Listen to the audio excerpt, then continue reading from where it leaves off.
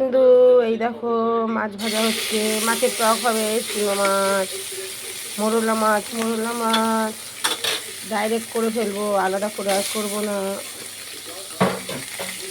একটু মাছটা হালকা করে ভেজে নিই। এখানে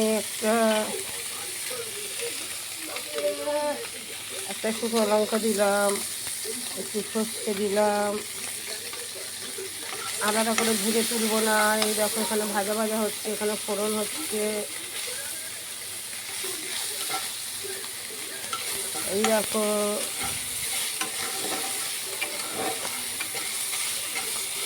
হালকা করে ভাজতে হবে, বেশি ভাজলে হবে না মাছ।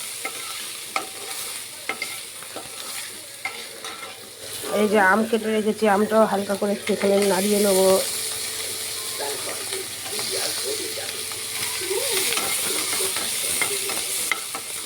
এই দেখো মাছের টক হচ্ছে। এই দেখো, কে খাবে চলে আসতে পারো।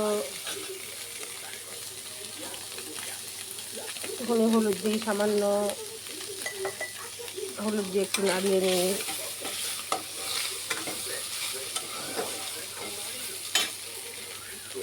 এক গ্লাস জল দেবো, বেশি জল দেবো না, অনেক জল হলে ভালো লাগবে না।